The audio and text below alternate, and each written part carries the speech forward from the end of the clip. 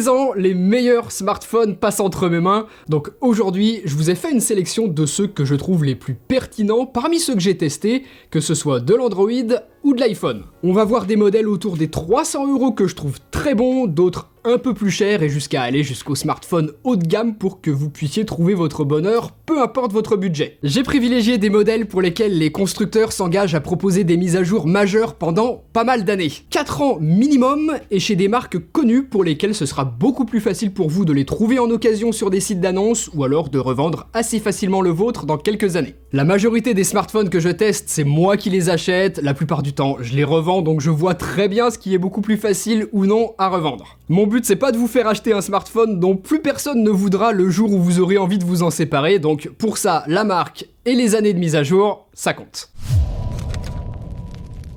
Pour 300 € chez Samsung, vous avez le Galaxy A54. Alors c'est pas le plus récent, mais le Galaxy A55 apporte tellement peu de nouveautés cette année que je vous conseille plutôt de dépenser moins et de choisir le A54. J'ai testé les deux, vous avez les vidéos sur ma chaîne YouTube pour vous faire votre propre opinion, mais à mon avis, le A54 est un meilleur choix, surtout quand on a peu de budget. Vu qu'il a déjà 1 an, il nous reste 3 ans de mise à jour majeure d'Android, ce qui reste pas trop mal à ce prix-là. Son écran est tout simplement le meilleur que l'on peut trouver dans cette gamme de prix. Pour jouer et regarder des vidéos, c'est super agréable. Les photos de jour sont tout à fait correctes. La batterie, elle tient assez bien, donc globalement, c'est un bon smartphone. Les points faibles, c'est les performances, qui compromettent un petit peu ce que l'on peut en tirer dans des gros jeux et ce qui nous limite. Donc si vous jouez beaucoup sur smartphone, bon bah, c'est peut-être pas le meilleur choix. Et pour les photos de nuit, des concurrents dont on parlera juste après sont nettement meilleurs aussi pour pas beaucoup plus cher. Donc à vous de voir ce qui compte le plus pour vous, mais dans l'ensemble, le Galaxy A54, c'est un bon smartphone. Ensuite, nettement plus original, vous avez le Nothing 2A qui reprend le design iconique du modèle un petit peu plus haut de gamme de la marque. Et ça vous permettra tout de même de profiter des LED au dos pour les notifications par exemple, de l'interface bien particulière de Nothing et ses widgets assez uniques, ainsi que pas mal d'options de personnalisation un petit peu partout dans l'interface. L'écran OLED 120 Hz est excellent, les performances sont meilleures que le Galaxy A54 dont je viens de parler, clairement, mais par contre, lui, ses finitions sont en plastique et ça fait tout de suite moins premium que chez Samsung. Les photos sont correctes, mais sans plus, ce qui est globalement le cas sur tous les smartphones à ce prix-là.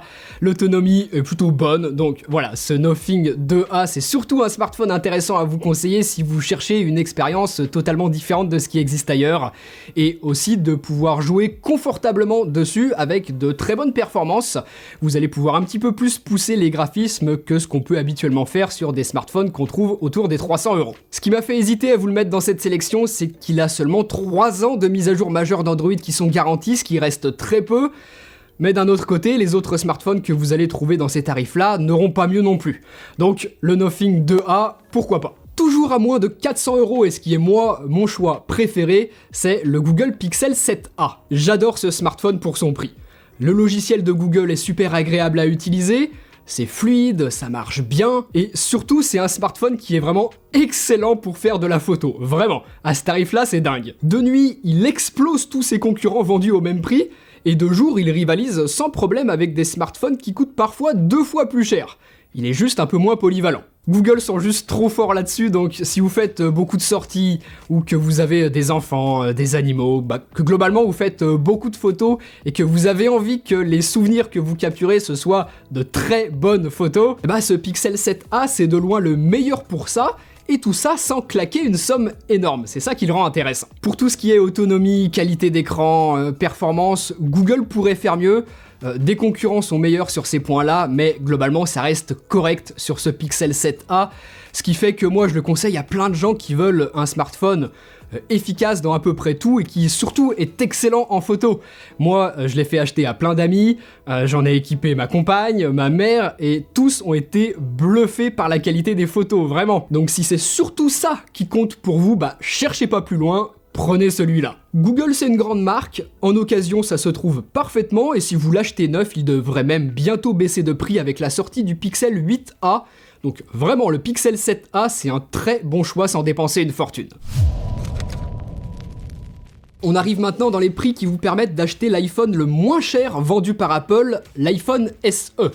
Alors on va être clair tout de suite, ne l'achetez pas. À moins de vouloir absolument un tout petit smartphone et un bouton de navigation physique avec un capteur d'empreinte digitale, évitez cet iPhone SE qui est totalement dépassé aujourd'hui.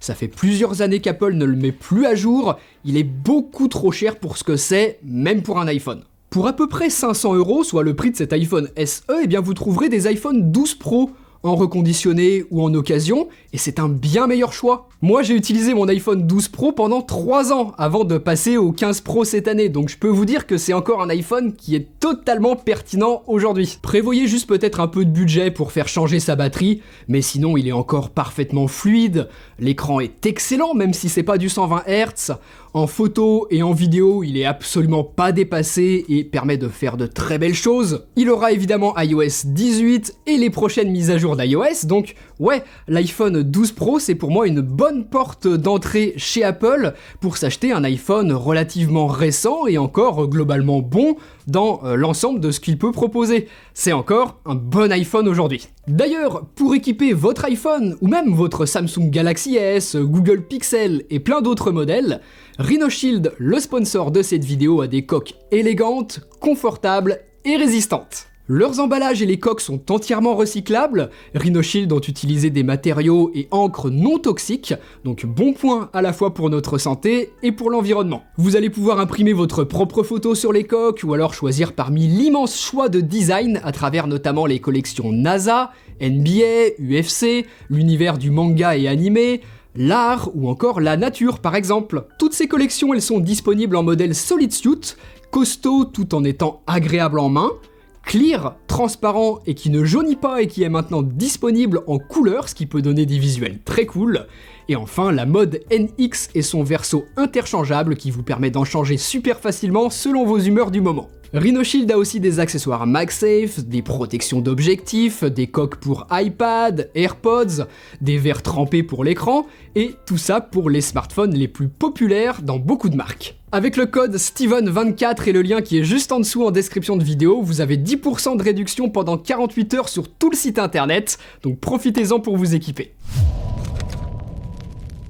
Si c'est un smartphone haut de gamme qui sort vraiment du lot que vous voulez, le Nothing Phone 2 peut vous intéresser puisqu'avec son système de LED au dos et son interface au style unique, il se démarque vraiment. Les alertes lumineuses pour les notifications, l'état de charge, la confirmation de certaines actions effectuées, la progression d'un minuteur ou même de votre chauffeur Uber qui arrive, c'est des bonnes idées, c'est cool, même si c'est clairement pas indispensable, mais au final ça nous donne un smartphone qui est radicalement différent de tous les autres. L'écran est excellent, avec de l'OLED et du 120 Hz adaptatif, ce qui est clairement pas courant à ce prix-là.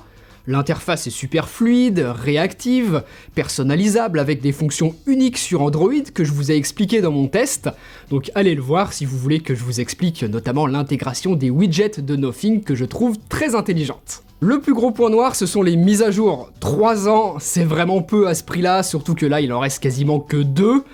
Donc voilà, faut vraiment accrocher au style unique de ce smartphone et de tout son système de LED pour le choisir plutôt qu'un autre, sinon les alternatives que je vais vous présenter sont, selon moi, des choix qui sont plus intéressants et plus durables. À part cette faiblesse sur les mises à jour, tout le reste est convaincant. On a un processeur haut de gamme, ce qui permet de jouer aux gros jeux sans souci et sans que ça chauffe trop. L'autonomie est bonne, on a de la charge à 55 watts, donc plutôt rapide, on a aussi de la charge sans fil, donc c'est globalement complet tout ça. En photo, on a uniquement un grand angle et un ultra grand angle, mais les 50 millions de pixels du capteur principal permettent de zoomer dedans sans qu'on perde trop en qualité, donc au final, on a un smartphone assez polyvalent et qui donne des clichés dont j'étais plutôt satisfait lorsque je l'avais testé, sauf en basse lumière où c'est vraiment pas foufou, ce qui est un peu dommage. De toute façon, je vais vous dire ça pour à peu près tous les smartphones, puisque à part chez Google, il faut aller taper dans du haut de gamme pour trouver des smartphones qui commencent à être vraiment convaincants de nuit.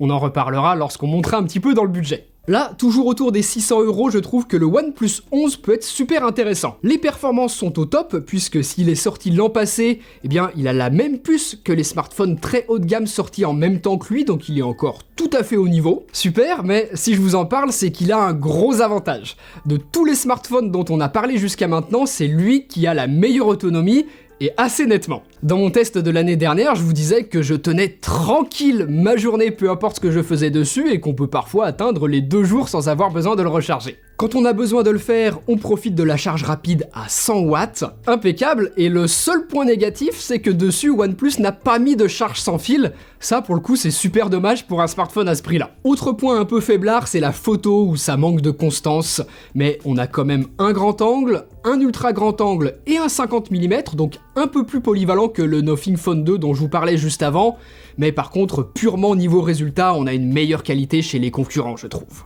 Sinon, à part ça, le design est très réussi, l'écran est excellent avec du 120 Hz dessus, l'interface de OnePlus est franchement agréable à utiliser, bien plus que celle de certains autres constructeurs chinois, et c'est même ultra personnalisable, donc si vous aimez ça, vous avez vraiment de quoi vous amuser avec. 4 ans de mise à jour majeure d'Android, là il en reste 3, donc correct pour ce prix-là. OnePlus a sorti un vrai bon smartphone l'an passé, et il reste intéressant aujourd'hui, ce OnePlus 11. Maintenant, en passant le palier des 700 €, vous avez globalement 3 choix que je trouve vraiment intéressants et que je peux sincèrement vous conseiller. Le Google Pixel 8, le Samsung Galaxy S24 et l'iPhone 15. Pour le résumer très grossièrement, si vous n'avez pas besoin de zoomer très loin en faisant de la capture photo, que vous n'avez pas non plus nécessairement besoin de toutes les petites options de prise de vue professionnelle en photo et en vidéo, et que la toute dernière technologie d'écran vraiment au top du top ne vous fait pas plus que ça de l'œil, bon c'est bon, pas besoin d'aller sur le très haut de gamme, un de ces trois là ira parfaitement et vous dépenserez moins cher. Dessus vous aurez tout de même de super performances, une bonne autonomie, un très bon écran, de quoi faire d'excellentes photos de jour comme de nuit, filmer correctement, un super logiciel et des mises à jour pendant au moins 7 ans. Ils sont super complets, ils ont pas vraiment de points faibles, en tout cas aucun que moi je jugerais rédhibitoire. Il existe simplement des smartphones qui sont un poil meilleurs, qui sont plus chers et qui sont vraiment destinés à ceux qui sont très pointilleux et qui veulent l'excellence sur ce qu'il est possible de faire en tant que capture photo et vidéo. Si ça vous chauffe pas plus que ça, un de ces trois là fait parfaitement l'affaire. Et il vous reste juste à choisir lequel. Par exemple, si vous vous dites qu'un jour, une Apple Watch, ça vous tenterait bien, parce que de l'avis de beaucoup, c'est tout simplement la meilleure montre connectée qui existe, bon là c'est évident que c'est plus intéressant pour vous de partir sur l'iPhone 15. Pareil, si vous travaillez ou comptez travailler sur un Mac, que vous avez envie d'utiliser les AirPods à leur plein potentiel, que globalement vous avez envie de mettre les pieds dans l'écosystème Apple, qu'ils ont tout un tas d'accessoires autour qui vous fait envie. Maintenant que l'iPhone est passé à l'USB type C, qu'on peut installer des applications qui viennent d'ailleurs que l'App Store, qu'iOS 18 devrait encore plus ouvrir les possibilités de personnalisation, iOS et Android n'ont jamais été aussi proches et c'est aujourd'hui plus qu'une question de goût, il y a de l'excellent chez l'un et chez l'autre, donc faites votre propre avis, ça pour le coup je peux pas décider à votre place, essayez l'un et l'autre, et décider. Par exemple, les nouvelles fonctionnalités intégrées par Samsung et Google et qui utilisent l'intelligence artificielle générative, c'est super. iOS 18 proposera peut-être quelque chose de similaire sur l'iPhone 15, mais rien ne dit qu'Apple ne réservera pas les meilleures fonctions pour ses très haut de gamme. Ça me surprendrait clairement pas venant d'eux, donc pour l'instant, Samsung et Google ont de sacrés avantages sur le logiciel. En photo, Samsung se démarque, puisque par rapport au Pixel 8 et à l'iPhone 15 qui n'ont qu'un grand angle et un ultra grand angle,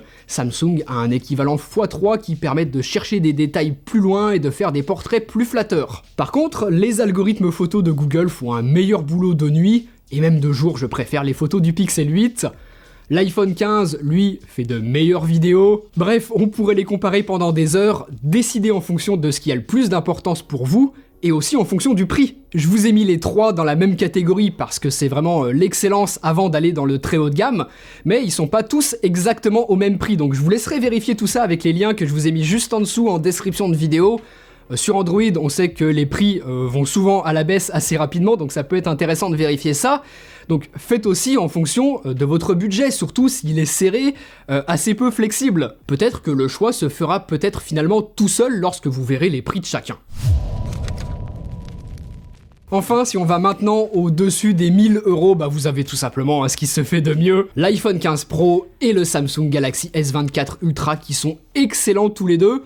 Encore heureux à ce prix-là. On a les meilleurs écrans qui existent, une excellente autonomie, un super logiciel agréable à utiliser et avec le plus long suivi de mise à jour qui existe sur iOS et Android, des performances au top, ce qui se fait de mieux en photo et en vidéo. Bref, allez voir mes vidéos de test sur la chaîne YouTube pour savoir ce que j'en pense dans le détail et les quelques petits reproches que je peux leur faire à l'un et à l'autre. Mais dans l'ensemble, ils sont vraiment excellents et on peut difficilement en être déçu, peu importe le choix que l'on fait. Si vous préférez iOS ou alors que vous préférez Android, bon bah j'ai pas besoin de vous dire vers lequel vous tournez. Mais par contre, si vous hésitez un petit peu entre l'un et l'autre, voilà quelques points qui peuvent être intéressants sur lesquels vous penchez pour faire votre choix. En photo, le S24 Ultra est plus polyvalent en combinant toutes les longueurs focales qu'Apple a choisi de scinder entre le 15 Pro et le 15 Pro Max.